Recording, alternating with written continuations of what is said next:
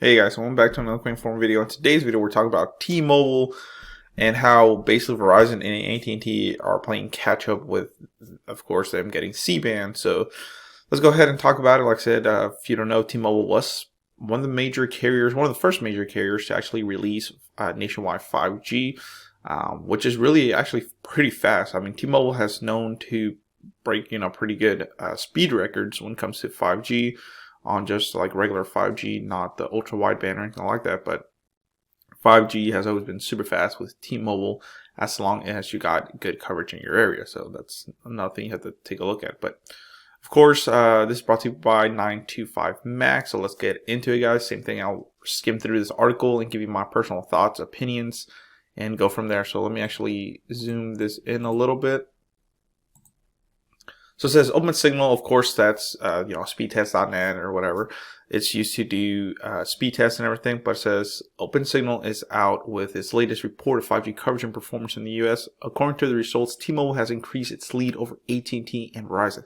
That is very true, guys. I don't know if you guys know, but AT&T's 5G is really lacking. Out of all these three carriers, I would think that, it would be between Verizon and AT&T, having more 5G coverage, but really it's down to Verizon and T-Mobile. Of course, T-Mobile, I believe, had more nationwide 5G than Verizon, at least here in my area, and of course in a lot of places. So T-Mobile did turn on their 5G a lot sooner. So shout outs to them. It says when it comes to 5G availability. So T-Mobile, this article saying that T-Mobile has increased the lead over AT&T and Verizon when it comes to 5G availability, reach, download, and upload speeds. And that's what I was just telling you guys earlier. Man, T-Mobile has been killing it. So T-Mobile, Metro by T-Mobile, anybody that really uses T-Mobile's network, I mean, they're killing it. Boost Mobile uses T-Mobile's network as well now. But like I said, it really depends in your area. It says, however, Verizon did come out on top for the 5G voice and game experience categories. All this comes when AT&T and Verizon working to roll out 5G C-band coverage. Like I said, I'm kind of skimming through this, so don't think I'm leaving words out. I'm just kind of skimming through it. So it says on January 2022, which is this month, guys, Open Signal published 5G user experience report for the US this morning that covers data collected between September and December 2021. The study is based on millions of devices and billions of measurements. Wow.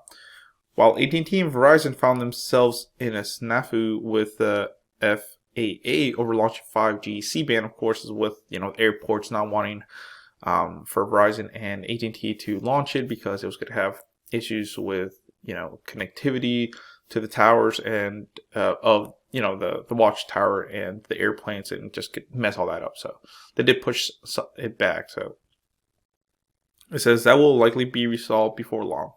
It is possible the new C-band coverage early this year could tip the scale in AT&T and Verizon's favor. Like I said, AT&T definitely needs to push that scale and tip it over to their favor because, like I said, I look at the coverage map of AT&T's 5G. It's only available in certain major cities versus Verizon. They have nationwide 5G, and so does T-Mobile. That's what I'm saying. It's really between Verizon and 5G. Now with C-band, it could change, of course, which is really good. It says, meanwhile, Verizon has vastly expanded its super fast 5G ultra wideband coverage to 1,700 cities in January. Now, that's one thing that T-Mobile and AT&T don't have, or would touch Verizon at least right now with their 5G ultra wideband. I mean, when I went to Raleigh, North Carolina, to visit, guys, I got to experience 5G ultra wideband, and man, I was getting like 1.5 gigs down. Really fast internet. I mean, you can download a movie in a heartbeat, so it's pretty cool. Here's some of the reports that Open Signal released for January 2022, USA. Remember, this is in USA. So 5G availability, T-Mobile, of course, is the winner. That's what I was telling you guys before we even got to this article. 5G reach, T-Mobile again. Their 5G just reaches out more, and of course, they've had 5G out sooner and quicker. Same thing, quicker, should I say, than Verizon and AT&T. Now, 5G game experience, that went to Verizon. 5G voice app experience, again, Verizon. That could be due to their better coverage, maybe lower latency speeds. 5G download speed went to T-Mobile. Same thing I was telling you guys. And upload speed went to T-Mobile. I'm telling you, man, T-Mobile does not play when they're 5G. When you get a good 5G connection with T-Mobile, I mean, hands down, it's going to be better than AT&T and Verizon.